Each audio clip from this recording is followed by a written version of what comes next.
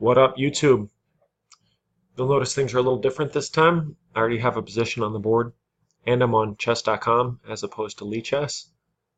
I generally much prefer playing on Lichess. Everything just feels cleaner, more intuitive. All the features are free. They're not constantly trying to get you to give them money. But I'll tell you why I'm on chess.com. It's kind of embarrassing. The reason I'm on here is because I told myself, and I think I may have told my viewers that I don't plan to play any more blitz or bullet, and I ended up kind of have a hankering to play some blitz, and so I went on chess.com and played some blitz, and I'm not proud of it, but sometimes you make promises to yourself and then you break them, and you just got to move on and at least use what you've done as a learning experience. And I haven't killed anybody. It's just some blitz games, so let's at least learn something from them.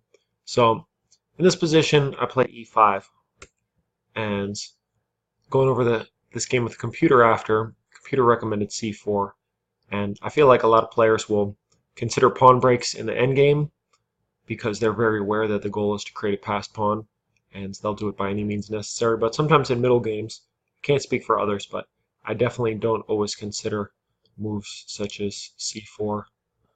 As Ben Feingold would say, it's explosive because this pawn is hit 2 times, but it is undermining the protection of the e4 pawn. And a lot of times in these close Sicilian-ish type structures, you play a move like c4 to undermine this. And I knew that, but one good thing about blitz, if I can say something good about blitz, is that you do notice the moves that you intuitively make and the moves that you intuitively ignore. And this would be something, maybe if I was playing a longer game, I would think about a move like this. But here, I didn't think about it at all. And I believe I spent some time before I played e5. But yeah, c4 is a good move. And the point of this video is not to analyze all the different variations, but just to get you to even consider moves like this at all. But just to show you some variations, if black takes, then this pawn hits, and if black takes again, all of a sudden both knights are active, you destroyed black's center. Engine recommends also knight takes this bishop. Now it recommends knight takes d4, but I would probably just play this regardless of engine recommendation, unless there's super concrete reason not to. It's, yeah, all of a sudden, from having just this annoying e-pawn, which could be supported by f4, come forward, attack your knight, support a kingside attack, just to get rid of it. Oops, not like that, but like this is great. And the engine recommends not even to take, just to play rook d1 or rook e1. And yeah, knight e5 is recommended. Again, my point is assume this is the idea. Yeah, another thing about chess.com, it takes a long time to load the evals, where it's only they're just constant. Yeah, d3. And okay, you have to be careful of a position like this. If you end up losing this pawn, it could be annoying, but keep in mind this one's gone. So this knight's still here. Now if either knight's kicked, they can move comfortably. This pawn's attacked. So a move like c4 to totally break up white center is definitely a move that you should keep in mind in these type of structures. And I made this video for you, but also for myself to always keep this type of move in mind.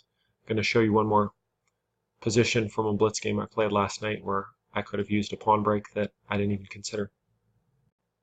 And here we go. Here's the second position. So it's a dynamic position with opposite bishops, queens on the board. Both sides are attacking. I ended up losing this game later when black brought his queen from here to here. I stupidly played g6. Really, I should be considering playing f3 even right now, but there's an even stronger move that I didn't consider at all. And again, in a longer game, I may have considered it. There's all this pawn tension on the queen side, and I have an extra pawn on the queen side, so I should be thinking about how to get past pawns, even better how to get connected past pawns. And okay, another engine saying top move is bishop c3, but let's play the pawn break just to demonstrate. And now the engine's saying this is the best move. So there's a lot of different possibilities, and it's important to think about all of them. So this is the easiest one to refute. That just hangs the bishop here. So that's not an option for black. And trickiest line is if black takes this pawn. Now, if we take back here, black's taking back, but we can throw in this in-between move, kicking the bishop after the bishop moves. Hey, voila, all of a sudden we have two connected passed pawns. And this position is great for white. This has got to be winning.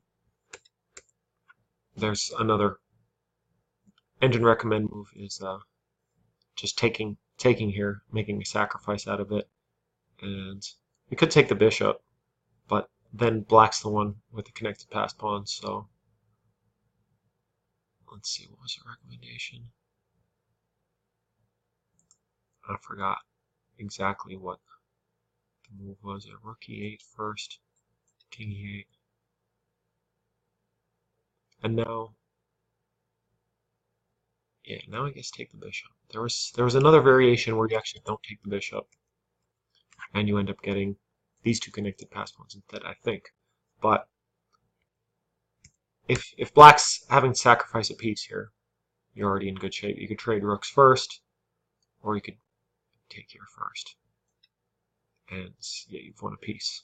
And it's all due to creating threats and counterplay. And I think this is one of my sticking points at the level I'm at, 1900, 2000 level, is obviously if I'm playing someone 14, 15, 1600, even people at my level, I'm pretty good, well, at least in longer games, I'm pretty good at noticing tactical blunders when there's a hanging piece or loose pawns that I win, or I'm able to create a passed pawn and then nurse that all the way home.